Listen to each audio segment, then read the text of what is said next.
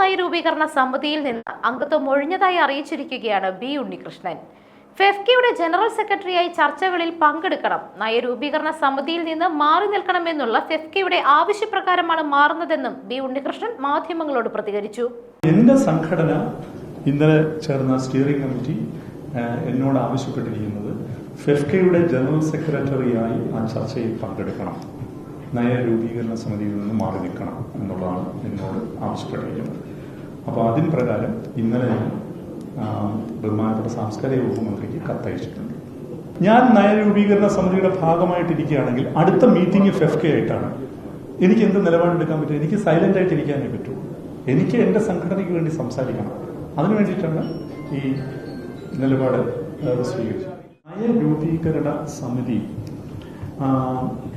ഈ അവസാന മീറ്റിംഗിൽ ഞാൻ പങ്കെടുത്തപ്പോൾ ഞാൻ മനസ്സിലാക്കുന്നത്, ഞങ്ങളുടെ ഇന്നലത്തെ സ്റ്റിയറിംഗ് കമ്മിറ്റി ചർച്ച നിങ്ങളുമായിട്ട് പങ്കുവയ്ക്കുകയാണ്. ഇപ്പോൾ ഒരു എക്സ്റ്റേണൽ ഏജൻസിയാണ് ഇതിന്റെ ഡാറ്റ കളക്ഷനും ഈ പോളിസിയുടെ മെയിൻ ഡ്രാഫ്റ്റിംഗും നടത്തുന്നത്. അവരുണ്ടായിരുന്നു ആ മീറ്റിംഗ്. അപ്പോൾ പ്രൊഡ്യൂസേഴ്സ് അസോസിയേഷനുമായിട്ട് ചേർന്ന ചർച്ചയിൽ പ്രൊഡ്യൂസേഴ്സ് അസോസിയേഷൻ അവരുടെ ആശങ്കകൾ പറഞ്ഞു. തുടർന്ന് ഈ റെഗുലേറ്ററി അതോറിറ്റി മാത്രമല്ല, ഇതുമായിട്ട് ബന്ധപ്പെട്ട ഒരുപാട് ആശങ്കകൾ ഞങ്ങൾക്ക് ഉണ്ട് ഈ നയരൂപീകരണവുമായി ബന്ധപ്പെട്ട്. അപ്പൊ നയരൂപീകരണ സമിതിയിൽ ഈ ഒരു നയരൂപീകരണ സമിതിക്ക് ഇനി അങ്ങോട്ട് പോളിസിയിൽ എന്തെങ്കിലും ചെയ്യാൻ റോളുകളുണ്ടോ എന്നുള്ളതിനെ കുറിച്ച് ഞങ്ങൾക്ക് സംശയമുണ്ട്. കാരണം ഇപ്പോൾ എല്ലാ സംഘടനകളെയും കേൾക്കുകയാണ് ചെയ്യുന്നത്. സംഘടനകളെ കേട്ടിട്ട് ആ എക്സ്റ്റേണൽ ഏജൻസി ഒരു ഡാറ്റ ഉണ്ടാക്കുകയും അവരൊരു പോളിസി ഡ്രാഫ്റ്റ് ചെയ്തിട്ട് സംഘടനകൾക്ക് കൈമാറിയിട്ട് സംഘടനകൾ അതിന്റെ ഭേദഗതി വരുത്തുകയും ചെയ്യാനുള്ള പ്രോസസ്സാണ് ചെയ്യുന്നത്. അപ്പൊ ഞങ്ങളെയാണ് അടുത്തത് കേൾക്കുന്നത്, സാങ്കേതിക പ്രവർത്തകരെയും തൊഴിലാളികളെയുമാണ്. അപ്പൊ എന്റെ സംഘടന ഇന്നലെ ചേർന്ന സ്റ്റിയറിംഗ് കമ്മിറ്റി എന്നോട് ആവശ്യപ്പെട്ടിരിക്കുന്നത് ഫെഫ്കയുടെ ജനറൽ സെക്രട്ടറിയായി ആ ചർച്ചയിൽ പങ്കെടുക്കണം, നയരൂപീകരണ സമിതിയിൽ നിന്ന് മാറി നിൽക്കണം എന്നുള്ളതാണ് എന്നോട് ആവശ്യപ്പെട്ടിരിക്കുന്നത്. അപ്പോൾ അതിന് പ്രകാരം ഇന്നലെ ഞാൻ ബഹുമാനപ്പെട്ട സാംസ്കാരിക വകുപ്പ് മന്ത്രിക്ക് കത്തയച്ചിട്ടുണ്ട്. എന്നെ ആ സമിതിയിൽ നിന്ന് ഒഴിവാക്കണം എന്ന് പറഞ്ഞ് ഞാൻ ഇന്നലെ കത്തയച്ചിട്ടുണ്ട്.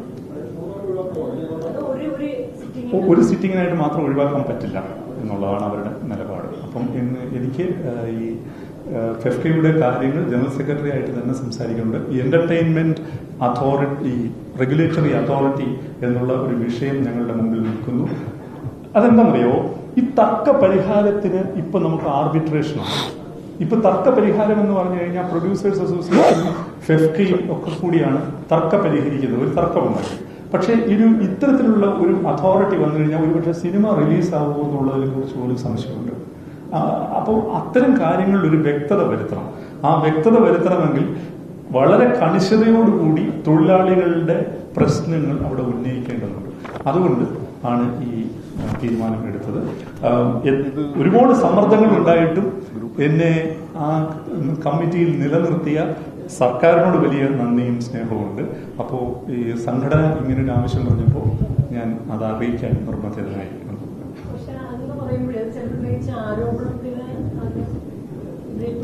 ആരോപണമായിട്ട് ഒരു ബന്ധവുമില്ല എന്നുള്ളത് സർക്കാരിന്റെ നിലപാടിൽ വന്നല്ലോ. News desk മെഗ്നവിഷൻ.